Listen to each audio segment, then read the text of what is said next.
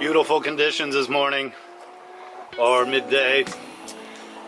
Setting off for an overnight passage from Isla Fuerteventura to Isla Gran Canaria in a puerto called Puerto de Mogán. And Seb has some friends there that we're going to meet up with.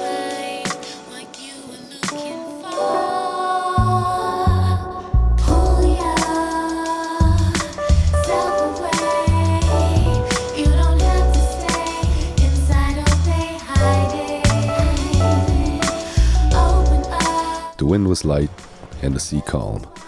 I was dragging a fishing line attached to a little Swiss bell to warn us of a catch, but it didn't ring. The deep blue was inviting to me, so I took the plunge.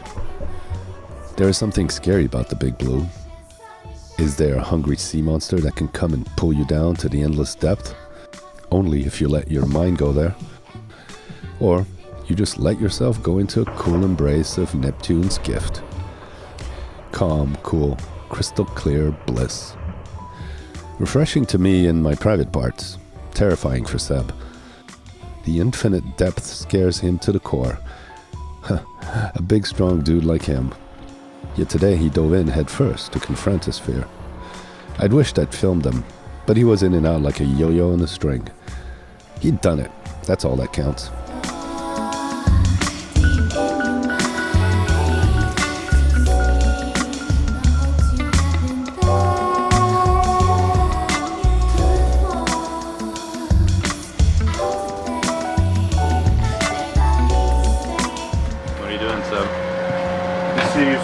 How will these things, if these actually work?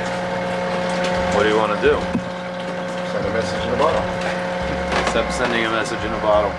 Seb had brought some small glass bottles to fill with colored sand as a souvenir and decided to say something to someone somewhere. Maybe it was a song like this.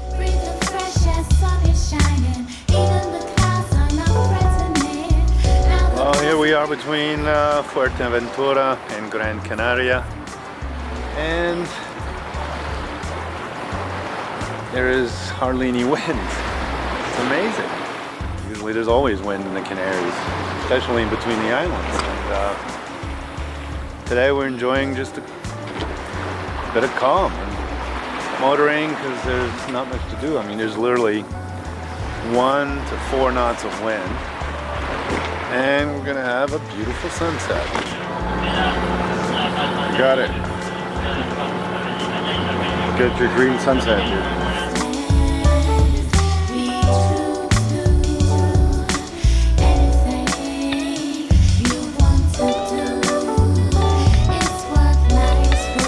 I felt a wave, a gush of happy feelings, and then we saw something on the surface. Oh, look! Just someone here. Oh, there's one over there. Look, right there. Those are whales, man. Dolphins, whales, not sure. I just guessed. Those are pilot whales. There's a bunch of them going through a whole pod. Hey, I got a little emotional here.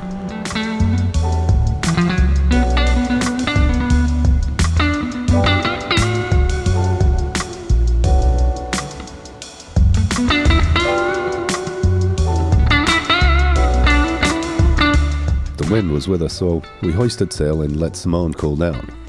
I left Seb at the helm and got some sleep. Then I hear him. He's waking me. Dad, get up. I jump out of my bunk alarmed. The boat is going really fast, he says. We're doing 8.5 knots. Everything seems calm inside the cabin, so I climbed out to see what was happening.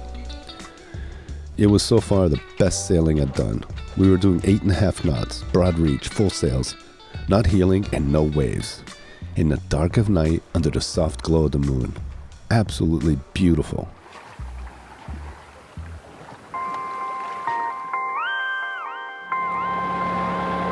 We're arriving at Puerto Mogán. It's about 8:30 in the morning, closer to 9. Had a nice mellow evening sail. A great wind at the very tip of the island. The boat was doing like 8 knots, it was cool. And then everything dropped, being protected by the island. the south, and we were a little too fast, so we waited around until the sun rose, and now the sun is up and we're arriving at the marina. Interesting landscape here. Yeah. It's like the Grand Canyon on water. Yeah. It's like Water World and the Grand Canyon is sunk. So we're in Puerto Mogán.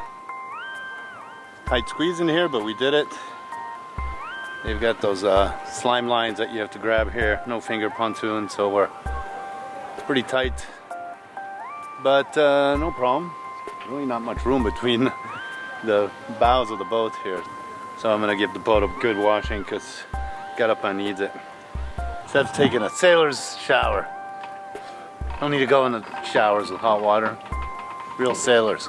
Nice and fresh water. Plus it's so damn hot here, man. It feels great.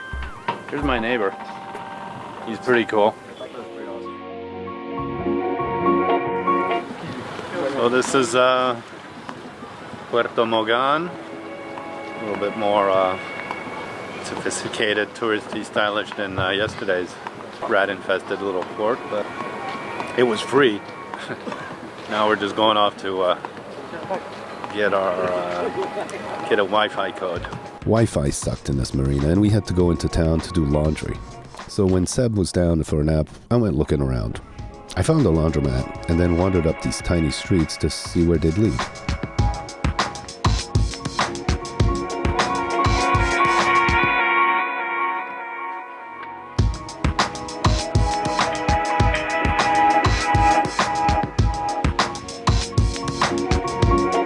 Seb's taking a nap. I just woke up from one and decided to come for a walk and check out a little bit of this town, and it seems like there's this kind of funky, authentic town here on the perched up on this cliff, looking down over the marina. Glad to be in Spain. Glad to be in the Canaries. Glad to be on Galopin. Just happy that I can do this. Check this out. Awesome.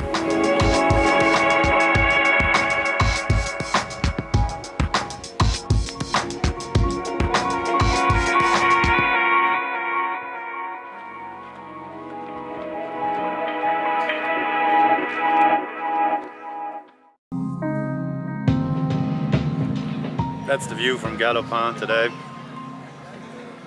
as we are here in this Puerto de Mogán.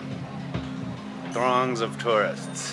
That's how it is here, but it's okay. I'm gonna go out for a little day trip with some friends today, so it'll be nice to get back out on the sea. Today we have some visitors aboard Galopin. Seb had connected with a friend from Switzerland, and we invited them to go sailing. We're out taking a day sail with some friends, Adriana and Miriam. And Miriam lives here. She's a local in a way. Do you speak Spanish, Miriam? No, not really. Adriana does. So much. I do. You're pretty amazing. You speak many languages. How many languages do you speak? 6. Wow. And I think Seb's gonna take the dive today. He's gonna conquer his fear of diving in the deep blue. So this is your first time on a sailboat, Miriam, huh? It's really nice to be here. It's beautiful out here. The water's awesome. And Seb conquered his fear. When he jumps in again, we'll film him. After our swim, we talked. Miriam is a writer and invited Adriana, who's an artist and photographer, to come and photograph Miriam to illustrate a book she was writing. Swaying on the sea, Miriam became uncomfortable. Conditions were perfect to help Miriam with the sickness. I took a bearing, trimmed the sails, and put Miriam at the helm. I explained that she needed to focus on the bearing up ahead and watch the instruments for the wind angle. As captain, passengers are my responsibility, hence why I like sailing alone. Then I'm only responsible for my idiot behavior. But I do like company, so I must do all I can to make people feel comfortable. It's no fun for anyone aboard, me included, if they're sick and heaving scraps of breakfast on Galopin. Miriam helmed all the way back, and she was cured. In the afternoon, we went to see what was in the water below. I saw a few of these elusive crabs and got close with the GoPro.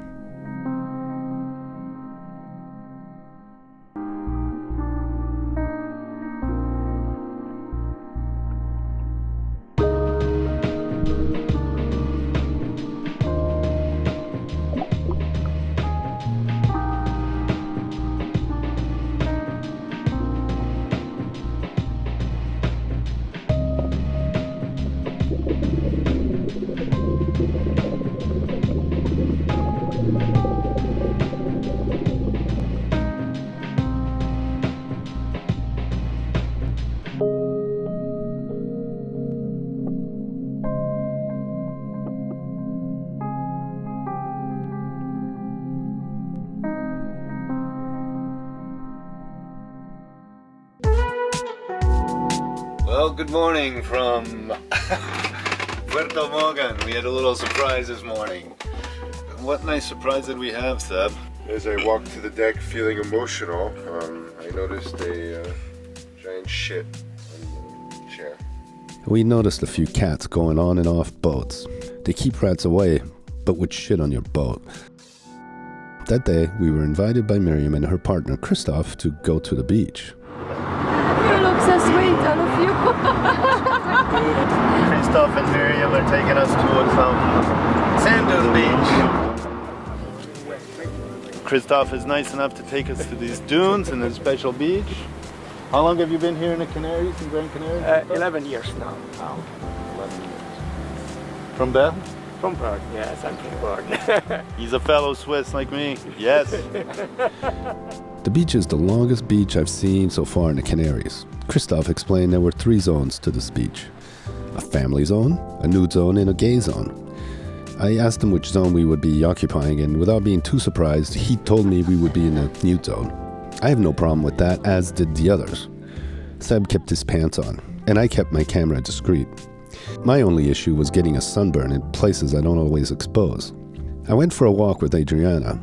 She told me that she painted people. I thought she did portraits, but in fact she paints on people's skin. And as she does that, she can also see and feel stuff about you. I was intrigued by this little multilingual artist.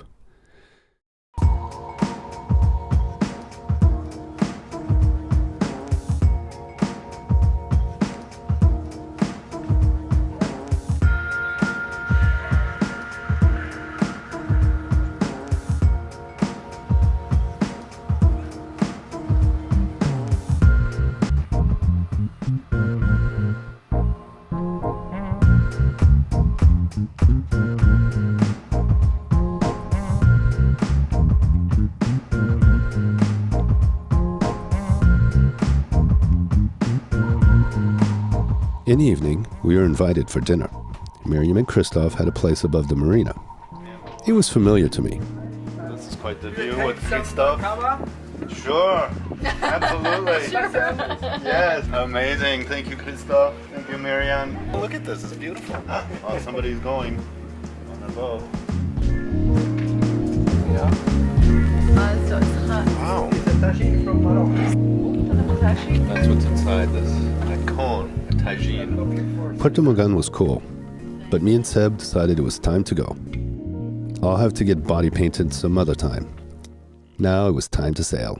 And boy, would we sail.